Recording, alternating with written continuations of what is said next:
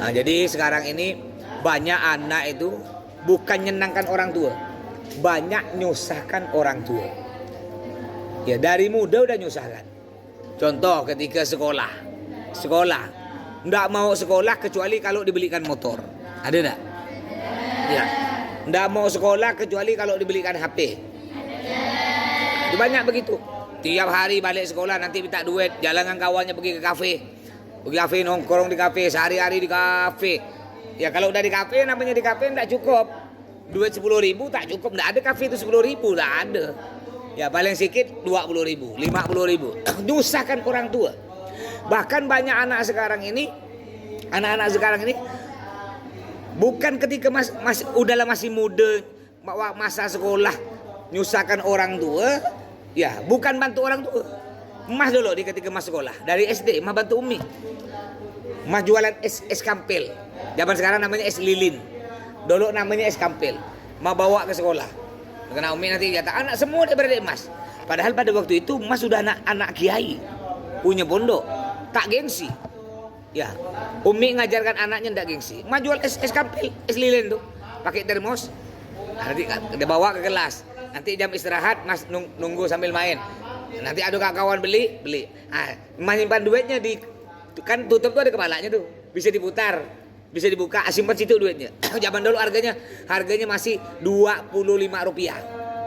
Jadi kalau duit 100 dapat 4 buti. Rp100. Zaman dulu tiap hari. Nah, kadang-kadang nanti jual gorengan umi emas yang jaga. Ya. Nggak gengsi. Jadi anak-anak zaman dulu itu bantu orang tua. Itu dari duit dia bantu. Jualan. Sehari-hari di rumah bantu nyapu, bantu cuci piring, ya. Nyuci baju udah nyuci sendiri. Emak SD kelas 3, emak udah nyuci sendiri baju. Nggak nyusahkan orang tua. Sedangkan sekarang nyuci baju emaknya, cuci piring emaknya. Dia cibok ya oke lah kalau di waktu sekolah. Tapi sore kan bukan waktunya sekolah. Tak ada gak. Sampai hari Ahad, hari libur, bukan sibuk bantu orang tua, sibuk berjalan dengan kawannya. Orang tua susah di rumah sakit. Nah, sampai nanti ketika kawin pun bukan malah nyenangkan orang tua, nyusahkan lagi. Udah kawin, udah punya bini, udah punya suami, ya masih gak minta duit ke orang tua. Nak beli rumah orang tua, nak beli motor orang tua. Ujung-ujung sampai orang tuanya mati, nggak pernah nyenangkan orang tua, malah nyusahkan orang tua. Jadi ente kalau bisa, nanti ketika ente selesai mondok ngabdi, ente kerja. Setelah kerja kalau bisa ente kerja, ente tanggung orang tua ente. Bapak nggak usah kerja lagi. Kalau tidak punya usaha nyaman lah gitu ya. Bapak tak usah kerja, mama tak usah kerja. Kerja bapak mama sekarang 5 waktu ya ke masjid. Terus tiap hari bapak mama mau ke mall sila. Ya pokok tiap bulan bapak mama ya kak saya beri duit 10 juta untuk jalan-jalan puas-puas ya. Itu anak yang bagus. Bukan malah udah kawin pun masih nyusahkan orang tua. Masih sikit-sikit punya masalah ekonomi ke orang tua. Minta orang tua. Mas alhamdulillah. Ya, mas kalau tak punya duit pusing mas. Sama sekali tak punya duit. Mas tak pernah minjam gabi. Pernah mas minjam gabi dulu ketika mas bangun rumah. Ya. Nah, selain itu mas enggak. Kalau mas tak punya duit minjam ke siapa? Mas minjam ke Kak Sa. Pernah mas perlu duit 20 juta. Bingung mas. Duit habis nih. Mas telepon Kak Sa. Oh iya le, Kak Sa tuh Masya Allah. Dipinjamkan bukan diberi. Dipinjamkan 20 juta. Dapat berapa minggu mas bayar lunas alhamdulillah. Sekarang tak punya utang. Ya. Ente tahu tiap Jumat tuh kan mas biasa pergi ke Abi Umi kan bawa plastik tuh. Itu semua setiap mas Jumat tuh kan khotbah Jumat. Khotbah Jumat tuh biasanya dapat duit 500.000. Itu mas habiskan semua. Dapat 300.000, dapat 500.000, mas habiskan. Untuk apa? Untuk beli buah-buahan. Untuk Abi, untuk Umi, untuk buah-buahan, habiskan kan mas. Jadi mas Jumat balik, juga di rumah mas belikan juga. Belikan tidak banyak rumah, ya karena di rumah dah tidak terlalu suka buah. Jadi kalau untuk Abi Umi buah yang paling bagus, Mama beli apel itu kan macam-macam harganya. Ada yang 30.000, yang agak yang agak ada jerawatnya itu kan, nah, itu 30.000. Yang agak ada bintik-bintik hitam murah. Mas cari yang paling kalau beli buah atau abi umi, mas tanya ke yang jual buah. Yang paling mahal mana? Apel yang paling mahal. Oh ini Pak Haji. Ini sekilonya 70.000. Beli. Lihat kelengkeng. Mana kelengkeng yang terbaru baru datang? Yang ini gimana? Oh itu udah 3 hari Pak Haji. Jelek. Yang baru datang. Ini lebih mahal. Beli. Anggur. Anggur mana yang paling manis? Jangan macam-macam ente asam ya.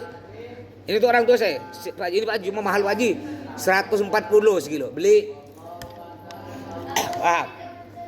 Untuk menyenangkan orang tua. Bukan apa nanti ketika ente udah orang tua ente meninggal, ketika ente hidup ente, orang tua ente masih hidup, malah ente nyusahkan orang tua. Bukan malah nyenangkan. Ketika orang tua ente meninggal baru ente nyesal selama-lamanya. Belum pernah ente bahagiakan orang tua, malah nyusahkan. Ngerti ya? Jadi ente nanti santri-santri ente semua nih, ya senangkan orang tua.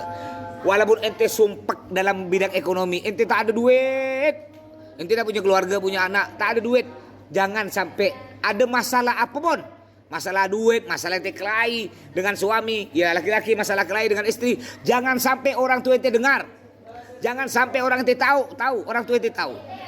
Yang ente ceritakan ke orang tua ente yang senang-senang ente ceritakan. Alhamdulillah abi, mamanya ente punya orang bapak ente panggil abi. Alhamdulillah bapak, ente panggil bapak. anak saya tuh Pak yang mondok di Al Jihad mamanya. Alhamdulillah udah hafal 5 juz dah Pak. Masya Allah, alhamdulillah. Yang senang ente ceritakan orang tua ente. Jangan pula yang susah-susah. Ente kelahi dengan suaminya atau yang laki-laki kelahi dengan istrinya, cerita ke orang tua. Ya. Punya utang cerita orang tua. Akhirnya orang tua sakit-sakitan. Pusing kena ente. Akhirnya sakit-sakitan. Meninggal orang tua. Nyesal ente selama-lamanya. Jangan. Mas ada masalah apa pun. Tidak pernah mas cerita ke Abi Umi. Tidak pernah. Sekali pun tidak pernah. Tidak pernah mas cerita. Tapi mas cerita yang bagus-bagus. Yang Abi Umi senang. Sampai-sampai kalau ada santri melanggar. Ya nakal. Mas tak pernah cerita ke Abi. Ya. Tidak pernah cerita. Kecuali kalau udah kelas tinggi. Udah orang tuanya dipanggil beberapa kali, baru mah beritahu ke Abi. Ini apa kata Abi? Ya, enggak ada masalah, umpamanya ada masalah ini, masalah itu dengan orang, enggak pernah cerita ke Abi. Abi enggak tahu, Umi tak tahu. Jadi ketika mas cerita, Abi Umi cerita yang bagus-bagus, yang bikin orang tua senang. Ya, termasuk anak durhaka itu yang bikin orang tua susah. Kalau ente pengen senang, makanya kalau ente kenapa hidup ente susah terus? Nanti ketika ente berkeluarga, kenapa ekonomi ente melarat? Kenapa ente susah terus? Karena ente nyusahkan orang tua. Tapi sebaliknya, kalau ente ingin hidup ente senang, hidup ente berkah, kalau ente ingin hidup ente bahagia, bahagiakan orang tua. Hidup ente ingin senang, senangkan orang tua. Paham ya? Mau ngerti? Jadi itu pentingnya kita menjadi anak yang berbakti kepada kedua orang tua.